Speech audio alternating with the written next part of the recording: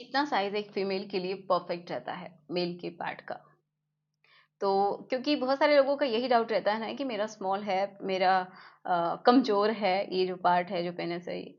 तो आज का वीडियो उन लोगों के लिए है, क्योंकि आप देख रहे हैं किसकी नज़र से कि एक फीमेल को कितना चाहिए। ठीक है, तो उसी के बारे में आज हम बात करने वाले हैं। तो चलिए शुरुआत करते हैं आज के इस वीडियो की कि कितना नॉर्मल होना चाहिए एंड कितना एक फीमेल को पसंद है, इस और ज़्यादा है तो क्या प्रॉब्लम हो सकती है। तो चलिए शुरुआत करते हैं। सो मेरा नाम है एकता और आप देख रहे हैं बहुत ही प्यारा सा चैनल SWM एकता।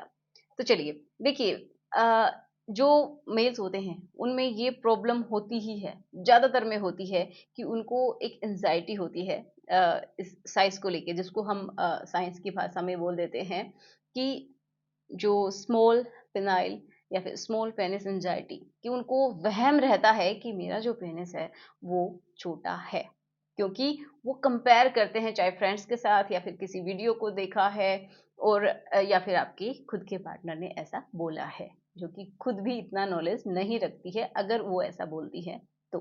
ठीक है, तो आपको समझने वाली बात ये है कि आप किसको लेके चिंतित हैं कि एक फीमेल के साथ ही आपको रिलेशन बनाने हैं। ठीक है, एंड आपका साइज परफेक्ट होना चाहिए। तो देखिए, जिनको भी ऐसा लगता है तो पहली बात वो फीमेल के पार्ट को ही समझ लेते हैं, जो कि क्या है, एक ट्यूब के जैसी स्ट्रक्चर है, इस तरीके से फोल्डेड रहती है।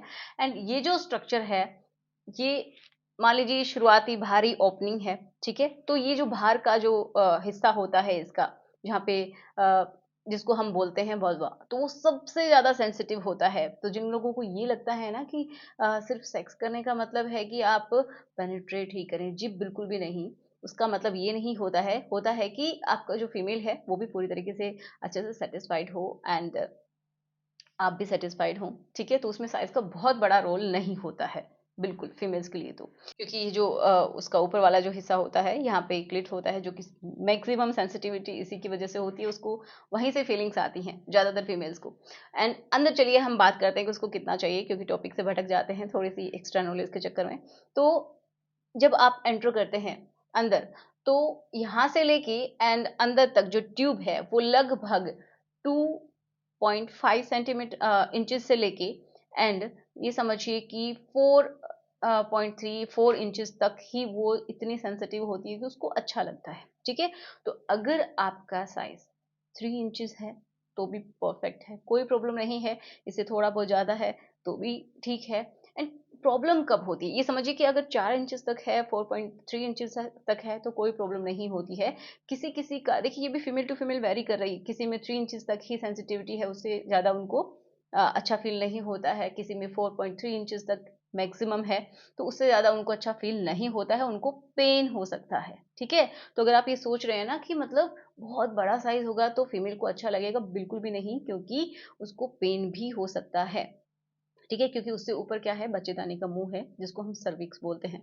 अगर वहां पे जाके टकराता है तो वो हिस्सा भी बहुत सेंसिटिव सा होता है, तो उसको पेन फील होता है, उसको अच्छा फील नहीं होता है। तो जितनी भी जो उसके लिए ये समझिए सेंसेशन देने वाली जो फीलिंग है, वो 2.5 से लेके 4 इंचेस तक या 4.3 इंचेस तक ही मैक्सिमम होता है। तो इसके बीच में आप समझ लिए, अगर कोई भी साइज है, आपका 3 है, 3.5 है, 4 है, तो बेस्ट है, कोई प्रॉब्लम नहीं है।